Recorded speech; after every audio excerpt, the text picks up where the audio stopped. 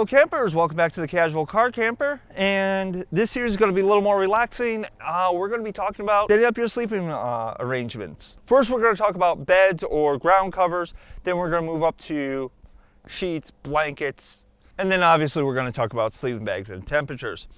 So when you're looking at beds, one thing you want to look at is, depending on the type of year you're camping, is R factor, comfortability. For comfort and to retain heat in my bed and stop the ground from drawing heat out, I will put a moving blanket underneath whatever I'm sleeping on.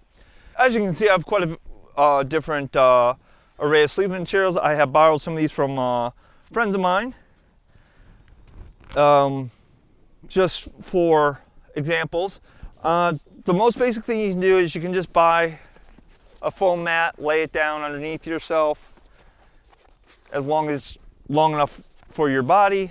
I am kind of tall, so I usually go with something a little bit longer. But this is very basic. It'll keep you warm, give you a little bit of cushioning between you and the rocks on the ground.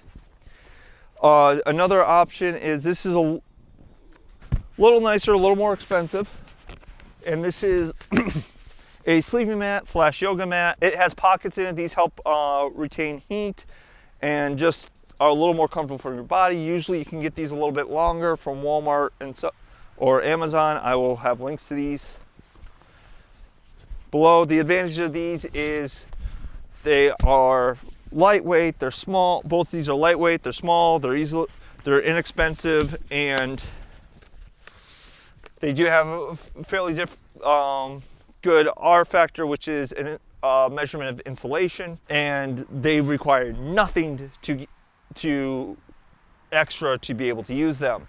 Next step up from that is a self-inflating air mat. The way these work is they have a valve on them. You roll them up, push the air out, and then when you unroll them, they draw air in while they're unrolling. They normally have fairly good insulation factor, R factor. My friends that have them like them. They're very comfortable. I haven't used one. I prefer air mattresses only because of joint issues, and I can adjust the firmness or softness to exactly what I want. Now, there are two versions of these. There are also ones that have where you can also blow them up. They don't take a lot of air, so you just blow on the valve, inflate them. And there's another model of this, a friend of mine has a hand pump. Again, these don't take a lot of air. They only get about that thick, but it's still more comfortable, and they're better insulated than some other ways of sleeping. And again, they don't require external pump. They're great for backpacking or just minimalist camping. And if it starts, due to temperature change, it starts to get a little soft, you can just hand pump it and not disturb anyone or get in trouble during quiet hours. The next step up from that is, this is a double thick twin size mattress. Now, the advantage of this, for me anyways, is they're thicker, they give me more support.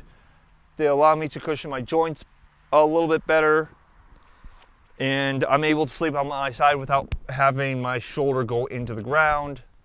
That's why I like the double six. For me, single thickness is a little hard for me to sleep on. I'm a side sleeper and I have two bad shoulders. The downside of your inflatable air mattresses, you're gonna have to keep an extra accessory, a pump, with the mattress, and you're going to have to make sure you don't lose your pump adapter in order to inflate them.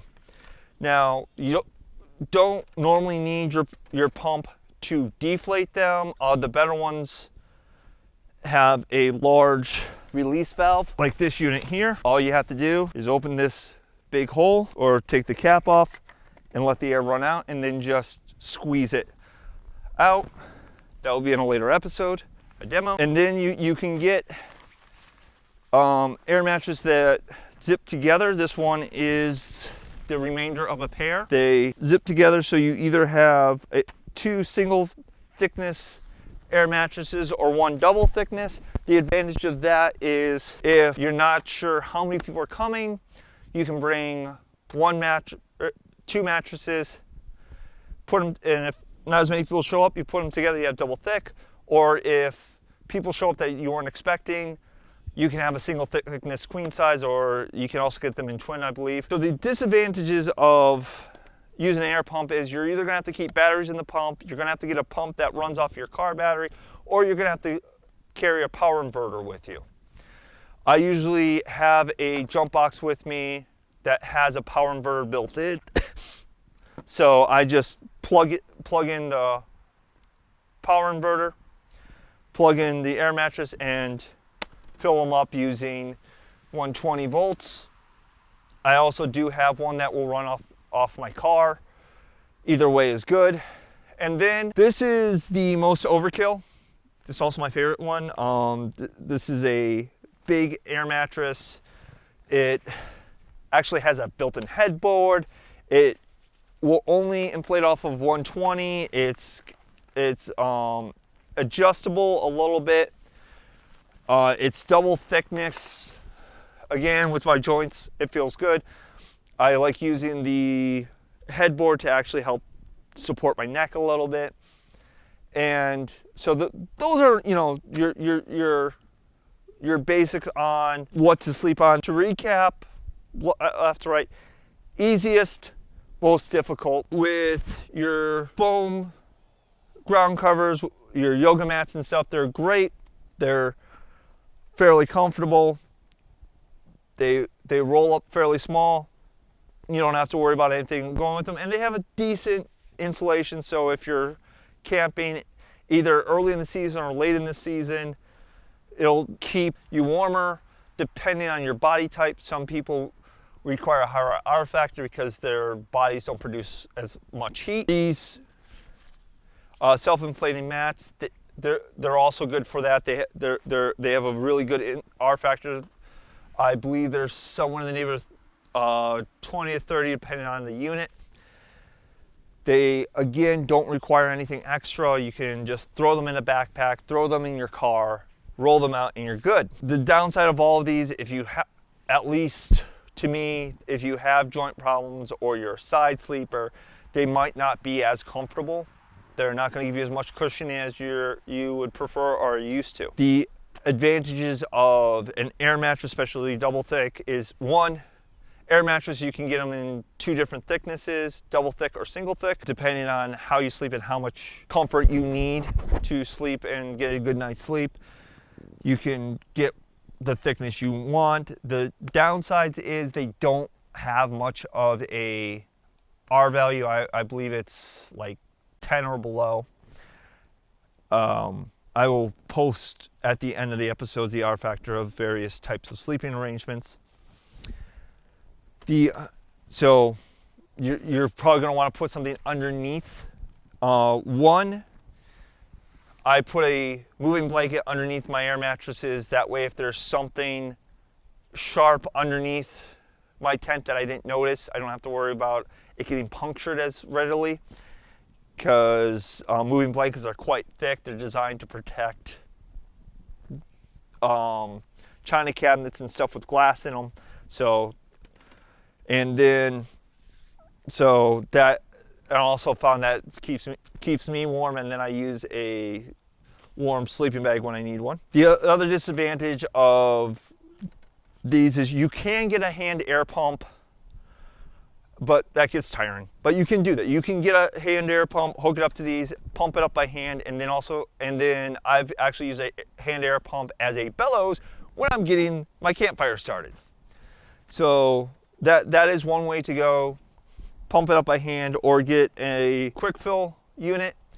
The disadvantage of these is you're gonna have to either get one with a rechargeable battery, get one that has batteries, and make sure your batteries are good before you go camping. Get one that plugs into your cigarette lighter and get your vehicle close enough to your tent, or carry a jump box that you can plug the cigarette lighter into and inflate it. Your other options are a power inverter.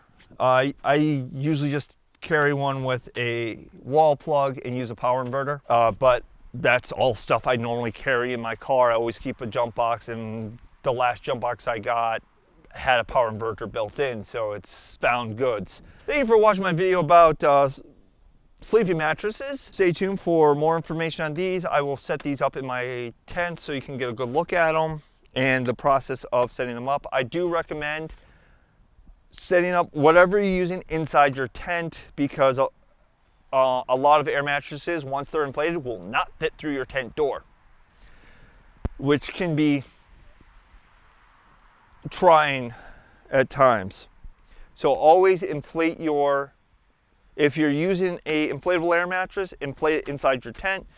And I would even say with the self-inflating mattresses, inflate inside your tent.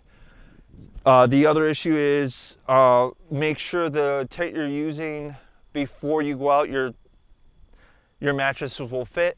I have a friend who had a double thick twin, and it fit lengthwise, but because of the shape of the tent, it was a rounded tent. It would push out the side of his tent because the height and the rounding of the tent caused it to rub and push out, so he wasn't able to use that. He needed a lower mattress based on that, but he wasn't able to find that out till he set it up.